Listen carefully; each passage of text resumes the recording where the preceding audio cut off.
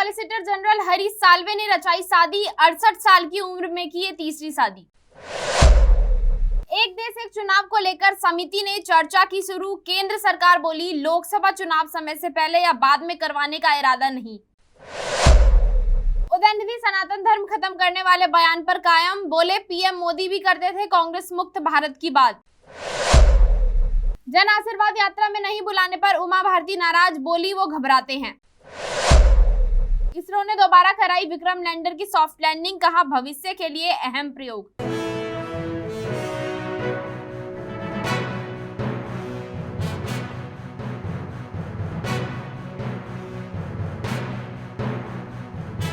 नमस्कार, new India live देख रहे हैं आप और मैं हूं आपके साथ रूबी सिंह चौहान। शुरुआत करेंगे इस वक्त की बड़ी खबर से। भारत के जाने माने वकील और देश के पूर्व सॉलिसिटर जनरल हरीश साल्वे 68 साल की उम्र में तीसरी बार शादी के बंधन में बंध गए हैं। साल्वे ने ट्रीना के साथ शादी रचाई है। लंदन में आयोजित की गई शादी समारोह में उद्योगपति मुकेश अंबानी की पत्नी नीता अंबानी, ललित मोदी और उज्ज्वला राउत समेत कई बड़ी हस्तियों ने हिस्सा लिया। हरीश साल्वे ने साल 2020 में दूसरी शादी की थी। उन्होंने 65 साल की उम्र में 56 वर्षीय कैरोलिना ब्रॉसवर्ड से शादी की थी। कैरोलिना एक ब्रिटिश कलाकार हैं। ये शादी भी उन्होंने लंदन में ही की थी। कैरोलिना एक ब्रिटिश कलाकार हैं, हालांकि ये शादी ज्यादा दिनों तक नहीं चल सकी। वहीं उनकी पहली पत्नी का नाम मीनाक्षी है। मीनाक्षी को तलाक देने के बाद उन्होंने दूसरी शादी रचाई थी। बता दें कि उन्हें 2 बेटियां साक्षी और सानिया हैं। भारत के पूर्व सॉलिसिटर जनरल हरीश साल्वे की शादी कुछ शानदार तस्वीरें और वीडियो क्लिप भी सोशल मीडिया के जरिए शेयर की गई हैं। बता दें कि मीनाक्षी और कैरोलिना ब्रॉसवर्ड उनकी पिछली पत्नियां थी। शादी के 38 साल बाद साल्वे और उनकी पूर्व पत्नी मीनाक्षी जून 2020 में अलग हो गई। भारत की ओर से अंतर्राष्ट्रीय मध्यस्थता मामलों में साल्वे शामिल होते रहे हैं। उन्होंने 1 नवंबर 1999 से लेकर 3 दिसंबर 2002 तक भारत के सॉलिसिटर जनरल के रूप में काम किया। साल्वे के जीवन की बात करें तो 22 जून 1955 में मराठी परिवार में जन्मे साल्वे भारत के सबसे अधिक वेतन पाने वाले और सबसे महंगे सुप्रीम कोर्ट के वरिष्ठ वकीलों में से एक हैं। साल 2015 में साल्वे को भारत के सर्वोच्च पुरस्कारों में से एक पद्म भूषण से सम्मानित किया गया। हरीश साल्वे ने अंतर्राष्ट्रीय कोर्ट में भारत की ओर से पाकिस्तान को जेल में बंद कुलभूषण जाधव का बचाव करने के लिए सिर्फ ₹1 की फीस। वहीं देश में लोकसभा चुनाव समय से पहले या बाद में करवाने का सरकार का कोई इरादा नहीं है। ये बात केंद्रीय सूचना प्रसारण मंत्री अनुराग ठाकुर ने रविवार देर रात एक इंटरव्यू में कहा। ठाकुर ने कहा, आम चुनाव समय से पहले या बाद में करवाने का सरकार का कोई इरादा नहीं है। उन्होंने कहा, प्रधानमंत्री नरेंद्र मोदी अपने कार्यालय के आखिरी दिन तक देश और जनता की सेवा करना चाहते हैं। भाजपा लंबे समय से एक चुनाव के समर्थन में है। इससे समय धन बचेगा। इसका इस्तेमाल गरीबों के लिए, देश के विकास के लिए हो सकता है। दरअसल संसद का विशेष सत्र बुलाने और एक देश एक चुनाव पर उच्च स्तरीय समिति के गठन के बाद ऐसी अटकलें बढ़ गई कि लोकसभा चुनाव समय से पहले हो सकते हैं। वहीं एक देश एक चुनाव पर रामनाथ कोविंद कमेटी ने अधिसूचना जारी होने के अगले ही दिन इस पर काम शुरू कर दिया है। सूत्रों के मुताबिक केंद्रीय कानून मंत्रालय के टॉप ऑफिसर्स ने रविवार को पूर्व राष्ट्रपति कोविंद से मिलकर उनको एक देश एक चुनाव के मसले पर ब्रीफिंग दी है। केंद्रीय कानून सचिव और इस कमेटी के सचिव नितेन चंद्र, विधायी सचिव रीता वशिष्ठ और अन्य ने भी कोविंद से इसे लेकर मुलाकात की। वहीं कांग्रेस अध्यक्ष मल्लिकार्जुन खड़गे ने एक्स पर लिखा कि मोदी सरकार चाहती है कि लोकतांत्रिक भारत धीरे धीरे तानाशाही में तब्दील हो जाए। 1 नेशन 1 इलेक्शन पर कमेटी बनाने की ये नौटंकी भारत के संघीय ढांचे को खत्म करने का हथकंडा है। 2024 में लोगों के पास 1 नेशन 1 सॉल्यूशन है। भाजपा के कुशासन से छुटकारा पाना। एक देश एक चुनाव के लिए पूर्व राष्ट्रपति रामनाथ कोविंद की अध्यक्षता में बनाई गई समिति के लिए सरकार ने 2 सितंबर को 8 सदस्यों का नाम जारी किया था। इनमें केंद्रीय गृह मंत्री अमित शाह, लोकसभा में कांग्रेस के नेता अधीर रंजन चौधरी और राज्यसभा में पूर्व नेता प्रतिपक्ष गुलाम नबी का नाम शामिल है। इनके अलावा समिति में 15वें वित्त आयोग के पूर्व अध्यक्ष NK सिंह, लोकसभा के पूर्व महासचिव डॉक्टर सुभाष कश्यप, वरिष्ठ अभिवक्ता हरीश साल्वे और पूर्व मुख्य सत्कर्ता आयुक्ता संजय काठारी भी हैं। केंद्रीय कानून मंत्री अर्जुन राम समेतवाल समिति में विशेष आमंत्रित सदस्य और विधि विभाग के सचिव नितेंद्र चंद्र समिति के सचिव होंगे। सरकार का कहना है कि एक बार फिर 1951-52 से 1967 तक चली एक देश के चुनाव की व्यवस्था की ओर लौटना चाहिए। अलग चुनाव अब बाद की स्थिति में होना चाहिए। नियम ये हो कि लोकसभा और विधानसभाओं के लिए चुनाव 5 साल में एक बार होना चाहिए। एक देश एक चुनाव की चर्चा के बीच केंद्र सरकार ने संसद का 5 दिन विशेष सत्र बुलाया है। ये 18 सितंबर से शुरू होकर 22 सितंबर तक चलेगा। ये 17वीं लोकसभा का 13वां और राज्यसभा का 261वां सत्र होगा। इसमें 5 बैठकें होंगी। इस सत्र को लेकर कई अटकलें लगाई जा रही हैं।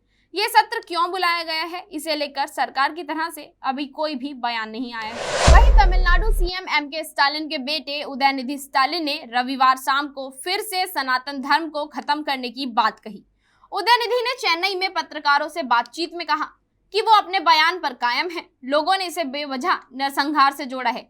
शनिवार को बीजेपी आईटी सेल प्रमुख अमित मालवीय ने उदयनिधि के बयान को नरसंहार के लिए उकसाने वाला बताया था, जिसके बाद उदयनिधि ने कहा पीएम मोदी भी कांग्रेस मुक्त भारत की बात करते हैं, तो क्या इसका मतलब ये है कि कांग्रेसियों को मार दिया जाना चाहिए। उदयनिधि स्टालिन 2 सितंबर को चेन्नई में एक सनातन उन्मूलन कार्यक्रम में शामिल हुए थे। वहां स्पीच के दौरान उन्होंने सनातन धर्म को लेकर विवादित टिप्पणी दी। उदयनिधि स्टालिन ने सनातन धर्म की तुलना डेंगू, मलेरिया और कोरोना से की। उदयनिधि ने रविवार शाम को कहा, मैं फिर से कह रहा हूं कि मैंने केवल सनातन धर्म की आलोचना की है और सनातन धर्म को समाप्त कर दिया जाना चाहिए। ये बात मैं लगातार कहूंगा। कुछ लोग बचकाना व्यवहार कर रहे हैं और कह रहे हैं कि मैंने नरसंहार के लिए आमंत्रित किया है। कुछ लोग द्रविडम को भी समाप्त करने की बात कर रहे हैं। क्या इसका मतलब ये है कि डीएमके वासियों को भी मार दिया जाना चाहिए। उदयनिधि स्टालिन के सनातन को लेकर दिए गए बयान के खिलाफ एक वकील ने दिल्ली पुलिस में एफआईआर दर्ज कराई है। इस पर स्टालिन ने कहा कि अगर उनके बयान को लेकर कोई केस दर्ज किया जाता है तो वो इसके लिए तैयार है। उदयनिधि ने कहा, सनातन क्या है? सनातन का अर्थ है कुछ भी बदला नहीं जाना चाहिए और सभी स्थायी है, लेकिन द्रविड़ मॉडल बदलाव की मांग करता है और सभी को समान होना चाहिए। बीजेपी इंडिया अलायंस से डरी हुई है और उसी को भटकाने के लिए वो ये सब कर रहे हैं। डीएमके की नीति एक कुल एक भगवान की है। महाराष्ट्र कांग्रेस के नेता नाना पटोले ने कहा, हमारा रुख स्पष्ट है। कांग्रेस ना तो किसी की धार्मिक भावनाओं को ठेस पहुंचाने की टिप्पणी करती है और ना ही इसमें विश्वास रखती है। उन्होंने कहा, हम किसी और के बयान की जिम्मेदारी नहीं ले सकते। वहीं मध्य प्रदेश की पूर्व मुख्यमंत्री और मोदी सरकार में मंत्री रह चुकी उमा भारती ने मध्य प्रदेश में पार्टी द्वारा शुरू की गई जन आशीर्वाद यात्रा शामिल होने के लिए निमंत्रण नहीं दिए जाने पर विधानसभा चुनाव से जुड़ी इस महत्वपूर्ण यात्रा का बहिष्कार करने की घोषणा कर दी है। उमा भारती पार्टी से इस हद तक नाराज है कि उन्होंने जन आशीर्वाद यात्रा के 25 सितंबर को होने वाले समापन समारोह में नहीं जाने की घोषणा कर दी है। समापन समारोह में प्रधानमंत्री नरेंद्र मोदी के भी शामिल होने की संभावनाएं हैं। आपको बता दें कि मध्य प्रदेश में होने वाले आगामी विधानसभा चुनाव की तैयारियों के मद्देनजर भाजपा राष्ट्रीय अध्यक्ष जेपी नड्डा ने रविवार को राज्य के सतना जिले से पार्टी के राज्यव्यापी कार्यक्रम के तहत पहली जन आशीर्वाद यात्रा का शुभारंभ किया था। रक्षा मंत्री राजनाथ सिंह सोमवार को राज्य के नीमच से दूसरी जन आशीर्वाद यात्रा का शुभारंभ करने जा रहे हैं। दरअसल भाजपा ने मध्य प्रदेश में अपनी सरकार के कार्यकाल की उपलब्धियों को राज्य में जन जन तक पहुंचाने और कांग्रेस पर तीखा निशाना साधने के लिए एक रणनीति के तहत राज्य में जन आशीर्वाद यात्रा निकालने का निर्णय लिया है। 3 से 6 सितंबर के बीच राज्य के विभिन्न क्षेत्रों से इस तरह की 5 जन आशीर्वाद यात्रा निकाली जानी चाहिए। इसका समापन 25 सितंबर को होना है। इस दौरान ये यात्राएं लगभग 10,000 किलोमीटर से अधिक की दूरी तय करेंगी और राज्य के लगभग सभी विधानसभाओं को भी कवर करेगी। पार्टी द्वारा चुनावी रणनीति के लिहाज से शुरू की गई इन महत्वपूर्ण यात्राओं के लिए निमंत्रण नहीं मिलने पर नाराजगी जताते हुए उमा भारती ने कहा, आज बीजेपी की यात्राएं निकल रही, इनमें मुझे कहीं नहीं बुलाया। इससे मुझे कोई फर्क नहीं पड़ता। उनको ये ध्यान तो रखना था, मुझे नहीं जाना था। वो घबराते हैं कि मैं पहुंच जाऊंगी तो सारा ध्यान मेरी तरफ चला जाएगा। मुझे नहीं जाना था, कम से कम निमंत्रण देने की औपचारिकता पूरी करनी चाहिए थी। उमा भारती ने सोमवार सुबह ट्वीट कर कहा, मुझे जन आशीर्वाद यात्रा के शुभारंभ में निमंत्रण नहीं मिला। ये सच्चाई है कि ऐसा मैंने कहा है, लेकिन निमंत्रण मिलने या ना मिलने से मैं कम ज्यादा नहीं हो जाती। हाँ, अब यदि मुझे निमंत्रण दिया भी गया तो मैं कहीं भी नहीं जाऊंगी, ना शुभारंभ में ना 25 सितंबर के समापन समारोह में। हालांकि इसके बाद अपने अगले ट्वीट में उमा भारती ने यह भी कहा, मेरे मन में शिवराज के प्रति सम्मान एवं उनके मन में मेरे प्रति स्नेह की डोर अटूट और मजबूत है। शिवराज जब और जहां मुझे चुनाव प्रचार करने के लिए कहेंगे, मैं उनका मान रखते हुए उनकी बात मानकर चुनाव प्रचार कर सकती हूं। इससे पहले मध्य प्रदेश में सोशल मीडिया पर वायरल हो रही उम्मीदवारों की सूची पर रविवार को अपना पक्ष रखते हुए उमा भारती ने कहा, मेरे ऑफिस से मीडिया जगत के बहुत सारे लोग पूछ रहे हैं कि सोशल मीडिया में एक लिस्ट वायरल हो रही है, क्या उमा भारती ने भाजपा के उम्मीदवारों के नाम की सूची लिखित में पार्टी को भेजी है। मैंने निश्चित रूप से केंद्र एवं राज्य के नेताओं से मध्य प्रदेश के सभी 230 विधानसभा उम्मीदवारों पर विचार विमर्श किया है। इसलिए मुझे कोई सूची लिखकर देने की जरूरत कहाँ है। हाँ, मेरी चर्चा में ये नाम शामिल रहे हैं। भाजपा का हर उम्मीदवार मेरा है। वहीं इसरो के कमांड पर विक्रम लैंडर ने इंजन चालू किया और उम्मीद के मुताबिक खुद को 40 सेंटीमीटर उठाकर और फिर 30-40 सेंटीमीटर दूर फिर से लैंड करा दिया। सोमवार को एक एक्स पोस्ट में इसरो ने जानकारी दी कि चंद्रयान 3 के विक्रम लैंडर ने फिर से चंद्रमा पर सॉफ्ट लैंडिंग की। दरअसल विक्रम लैंडर ने सफलतापूर्वक होप टेस्ट यानी जंप टेस्ट किया। इसके तहत इसरो के कमांड पर विक्रम लैंडर ने इंजन चालू किया और उम्मीद के मुताबिक खुद को 40 सेंटीमीटर उठाकर और फिर 30-40 सेंटीमीटर दूर फिर से लैंड करा दिया। इस प्रक्रिया को एजेंसी ने किक स्टार्ट बताया है। इसरो ने बताया कि भविष्य में लैंडर के वापस लौटने और मानव मिशन के लिए इस प्रयोग के बेहद मायने हैं। इस प्रयोग के सभी लैंडर विक्रम के सभी सिस्टम सामान्य तौर पर काम रहे हैं। टेस्ट के दौरान लैंडर पर पेलोड चेस्ट और ILSA को कमांड देकर फोल्ड किया गया और सॉफ्ट लैंडिंग के बाद फिर से तैनात किया गया। इसरो ने बताया कि इस प्रयोग के साथ ही चंद्रयान 3 मिशन ने उम्मीद से बढ़कर काम किया है। बता दें कि चंद्रयान 3 अपने उद्देश्य में पूरा हो चुका है और इसका मिशन लगभग पूरा हो गया है। चांद पर अब रात ढलने लगी है और जल्द ही वहां अंधेरा हो जाएगा। इसरो ने बताया कि प्रज्ञान रोवर अपना काम पूरा कर चुका है और उसे सुरक्षित जगह पार्क कर स्लीप मोड से सेट किया गया है।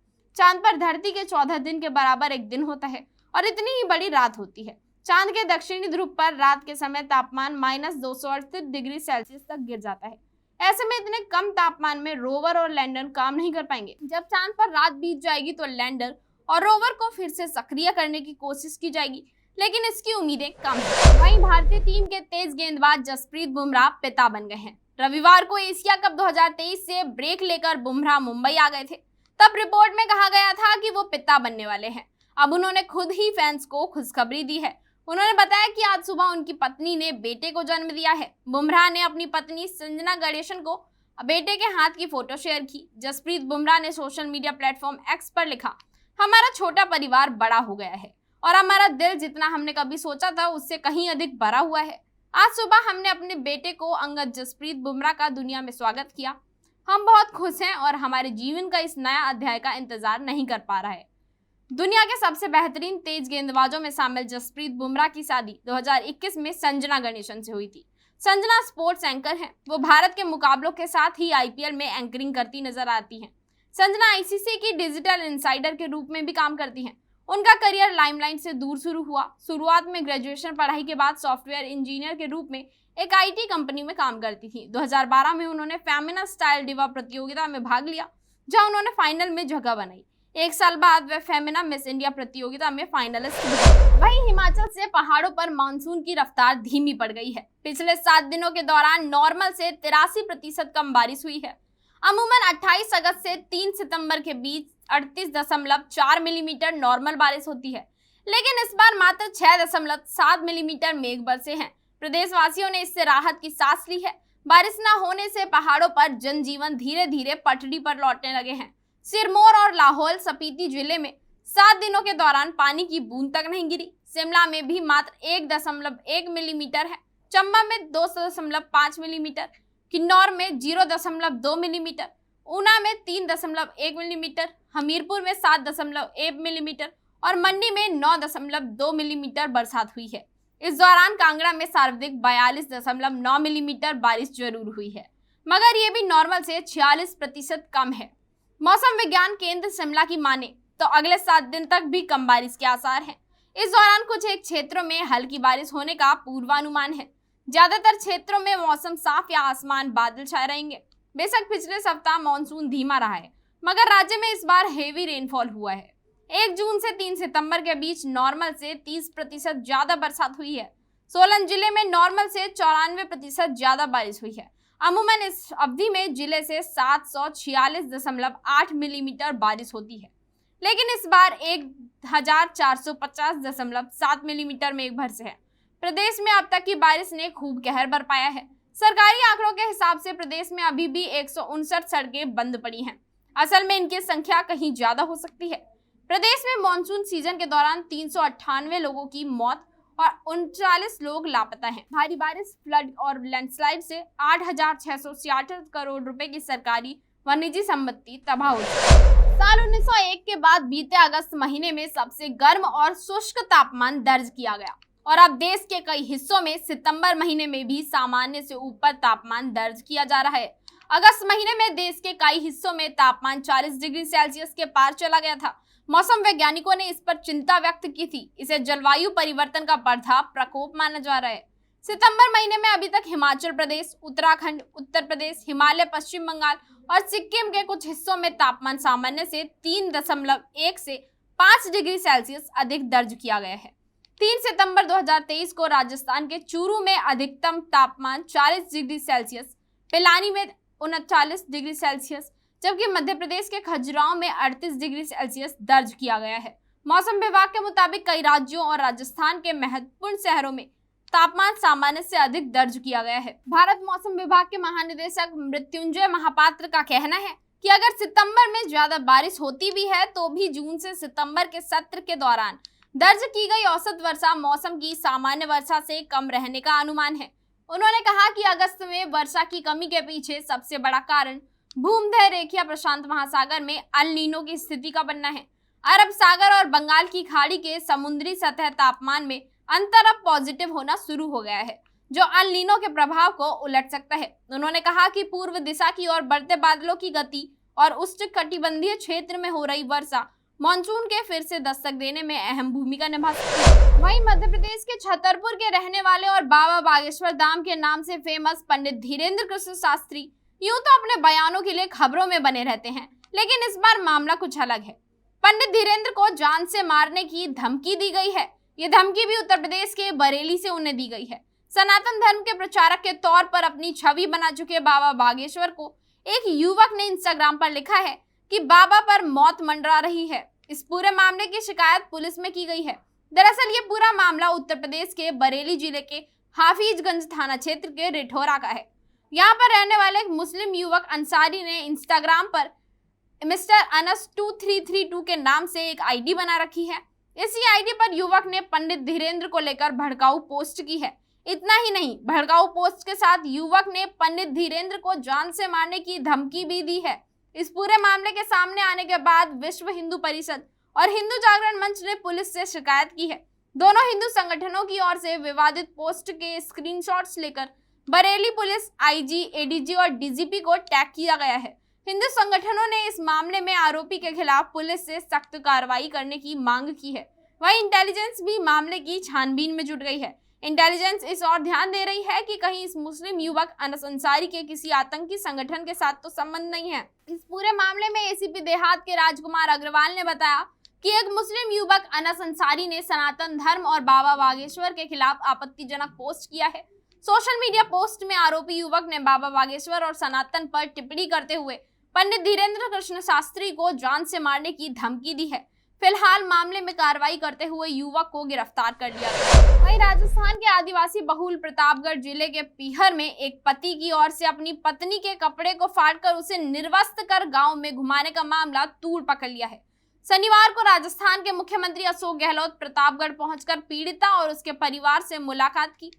सीएम ने पीड़िता को सरकारी नौकरी देने और 10 लाख रुपए के मुआवजे का ऐलान भी किया। पीड़िता से मुलाकात के बाद मीडिया से बात करते हुए अशोक गहलोत ने कहा कि महिला अभी भी गर्भवती है। जहां तक मुआवजे की राशि की बात है तो पीड़िता और परिवार जैसा कहेंगे हम एफडी करवा देंगे। उन्होंने राजस्थान पुलिस की तारीफ करते हुए कहा कि सभी 11 आरोपियों को पुलिस ने कुछ घंटे में ही पकड़ लिया।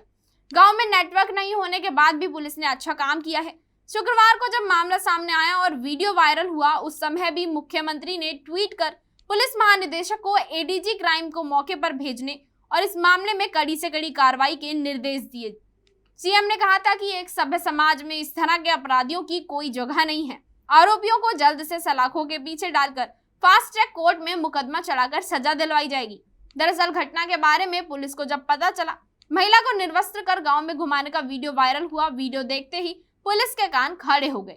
आनन फानन में पुलिस ने खुद ही मामले पर संज्ञान लेते हुए जांच शुरू की और पति समेत सभी 11 आरोपियों को गिरफ्तार कर लिया। बताया जा रहा है कि घटना 31 अगस्त की है। पुलिस को घटना का वीडियो अगले दिन यानी 1 सितंबर की रात को मिला। जिस गांव में ये बर्बर घटना हुई उसके आसपास के करीब 10 किलोमीटर के इलाके में मोबाइल नेटवर्क नहीं आता। वायरल वीडियो में आरोपी महिला के साथ जबरदस्ती करते हुए उसका कपड़ा निकालते हुए नजर आया था, जबकि महिला ऐसा नहीं करने की गुहार लगा रही थी। इस केस के अंदर भी हमने दिनेश इनकी देखरेख में SIT घोषित कर दी गई है, एडिशनल SP के रैंक ऑफिसर के साथ में, जो पूरी मॉनिटरिंग करे केस को। और 11 लोग हिरासत में आ चुके हैं और मैं समझता हूँ कि जल्दी ही ये केस तफ्तीश होकर चालान पेश होगा, ये मेरा कहना है। नंबर 2, जो बच्ची के हाथ में जो कुछ हुआ है उसका मतलब बना रहे। मैंने उनकी माता जी पिताजी से बात करी है, बच्ची से बात करी है और मैंने उनको विश्वास दिलाया कि सरकार आपके हाथ में खड़ी है, आपको न्याय मिलेगा। नंबर 1। नंबर 2, हम चाहेंगे आप चाहे तो धरियावाद में, आप चाहे उदयपुर के अंदर आपकी नौकरी लगा देते हैं, सरकारी नौकरी लगा देते हैं, जिससे कि वो अपना आने वाले वक्त में 4 भाई बहन है लोग, 4 भाई बहन है, बहुत गरीब परिवार है, तो 4 भाई बहन है, 3 बहनें हैं, 1 बच्चा छोटा भाई है, उनकी देखरेख भी कर सके आराम से। पिताजी मजदूरी करते हैं, वो मजदूरी हम उनको वहाँ करवा देंगे उदयपुर के अंदर। इस बुलेटिन में इतना ही। जुड़े रहें हमारे साथ और देखते रहें न्यू इंडिया लाइव।